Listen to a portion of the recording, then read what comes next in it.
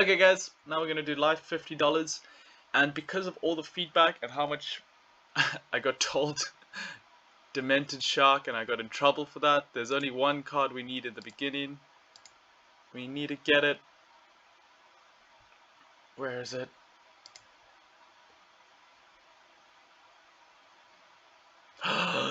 Fuck. Even though this is a beta card, if beta cards go out of print when Chaos Legion comes out and you really love getting your +1 Inspire for different game modes, get the Silver Shield Knight.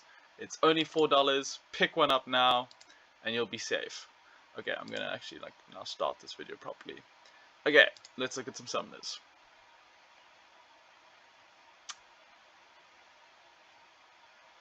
We're buying the Laura Shine. She is by far. So here's what you should consider.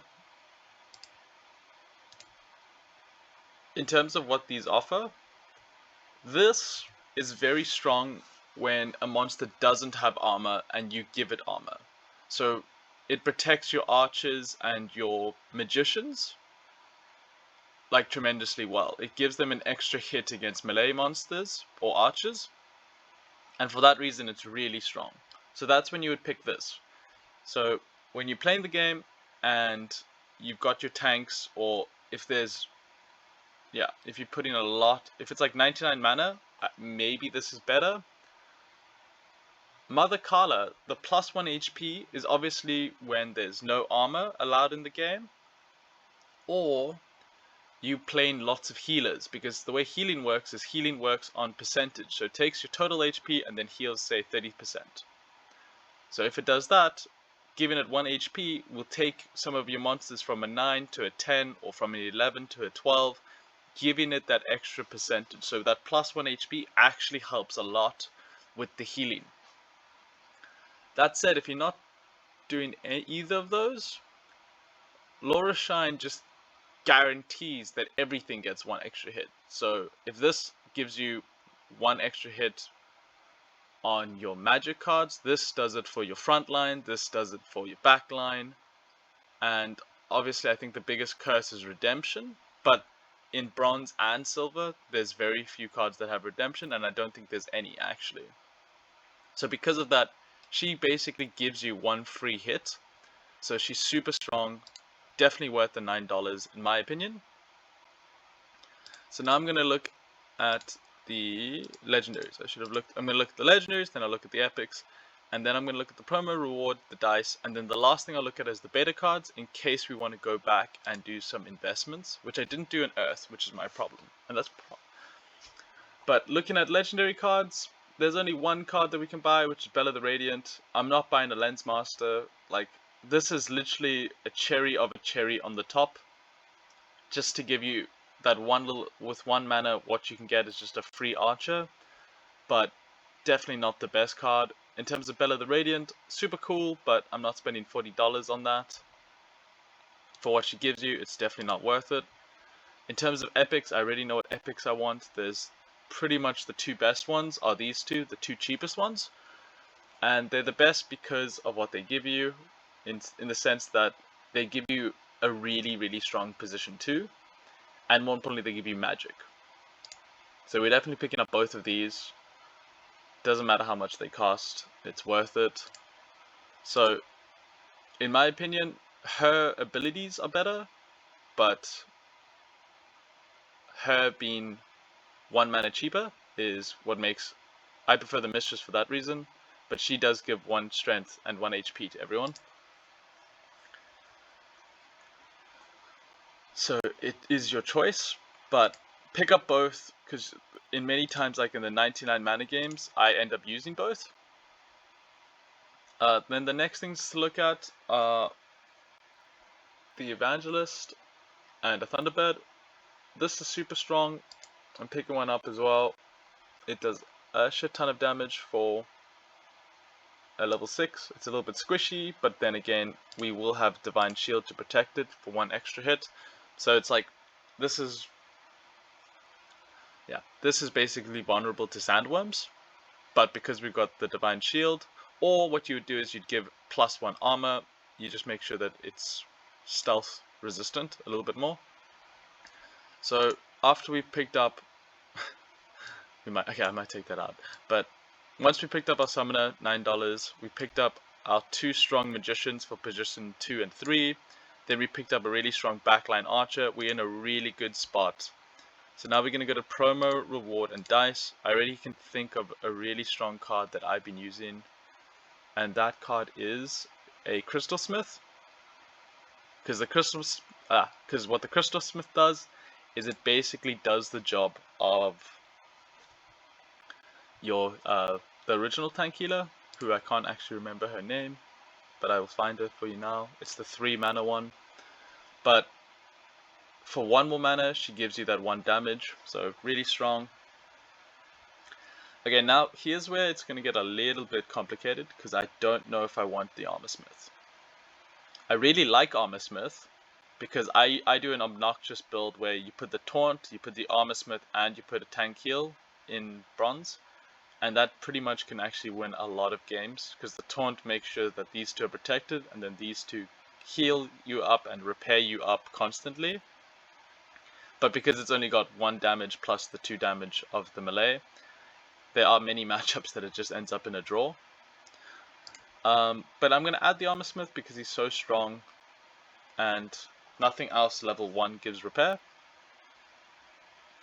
So for that reason, we'll pick one up, and then worst case scenario, we'll just remove it if we need to. The other card we will pick up is a Silver Shield Sheriff. This card is super strong. It does 3 damage and has 8 HP. You just put it in the back line and it does wonders. But I think for bronze, you won't use it too much, but you'll definitely use it when it's 99 mana games. When it comes to the Silver Shield Assassin, super strong card as well, but honestly, $10 for a card that does 1 and 5, so that obviously becomes 2/5, and then if you pair it up with Inspire, it becomes 4/5, but it's just very expensive. I think there's better cards to pick up. And speaking of better cards to pick up, I'm not going to pick up any of these. Actually, maybe pick up a Chain Spinner. The only reason you pick up Chain Spinner is for Equalizer games. He's very, for his 5 HP, he has a lot of damage and a lot of shield. The main thing is that he just doesn't have the HP, but for Equalizer, he will have the HP. So, super strong there. This isn't bad. This is a bad version of the other ones, because for 1 more HP, you get 1 more mana, you get way more HP plus an ability. We're going to pick one of these guys up for the same reason as always, just you always have spare mana when you play this game, and you need the more small little cards you have that you can just drop in, the better. So for that reason, we might even just get a Conjurer. Same thing, just an extra level of protection.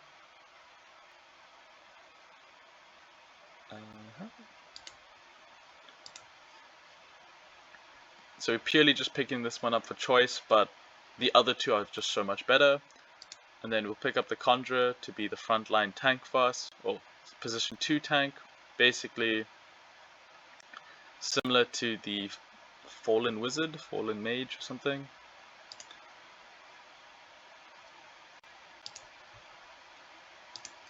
Okay, so we had 42. Okay, cool. So we had $42. We haven't gone over budget, and our deck's looking pretty strong at the moment. Yeah, I'm not buying the Crystal Werewolf because that's just way too expensive. Like, I acknowledge he's good, but I don't acknowledge that price. So we've already spent $4 on a card that we already have access to.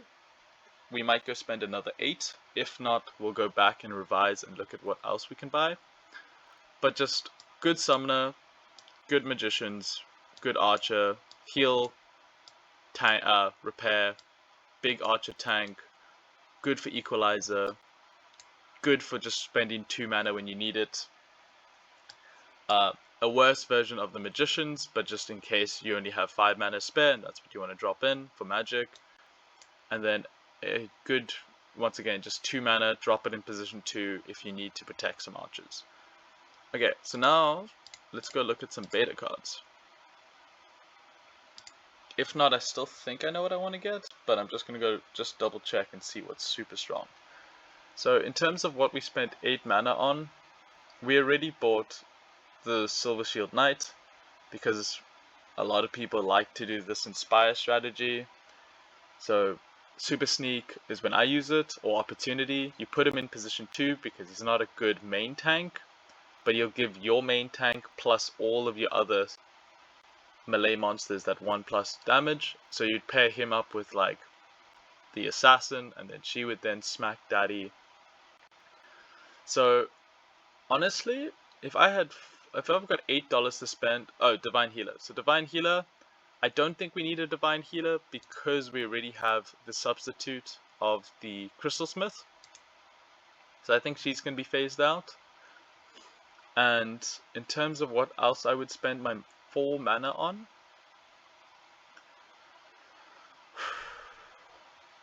I'm honestly considering buying 2 Peacebringers purely for investment. If you don't like that, you could do 1 Peacebringer and like 1 Clay Golem, or 2 Silver Shield Knights. And the reasons, so my thought patterns is, this card is super strong. In terms of what it offers you, in terms of a strong 4 archer, as a level 1 that gives you 2 damage and has good HP, doesn't have any abilities, it just does a shit ton of damage for what it does. You can play it in Equalizer, you can play it in normal games. It's honestly the backbone of my life decks. So I've got a high level 1. Like, I love this card so much. So because I'm biased, I would probably buy, I would say buy 1 minimum. Purely just, yeah. So we all know that beta and promo cards are all gonna disappear by November 24. So if you buy these now, you'll have these cards available when you play Wild. And I'm sure a lot of you guys are not going to play Wild and are just going to focus on Untamed, Dice, and Chaos Legion and just play it normal. But if you do that, just imagine if everyone does that and only a few people are playing Wild, then the rewards in Wild would be better. So why not pick up a few cards now, just in case you want to play Wild and you want to go into Wild. At least then you've still got, you might not have all these cards. I don't have all these cards. I wish I owned Defender of Truth, but I can't justify spending fucking $20 on an epic. So, but if you had like one of each, at least then you've got a huge advantage over people in Wild that don't. So I don't know. If I had to spend $50, I would buy the Knight. I would buy the Peacebringer. I might even buy the Clay Golem. I don't know, I don't use the Clay Golem that much, but apparently a lot of people like him, and then you can just give him armor, or you could just, like, he's got nice HP for 6 mana, and he's got the Void, so you can give him armor and stuff. I'm gonna buy the Clay Golem. I think he's a cheap epic compared to everything else. He's obviously cheap because not many people like him, but I think especially for bronze, what you should remember is that the most obnoxious combo at the moment that's destroying bronze is, what's it called? Yeah, fucking magic, dude. Those, like, are very obnoxious, just lots of magic, so the Void would really help. And that's your deck.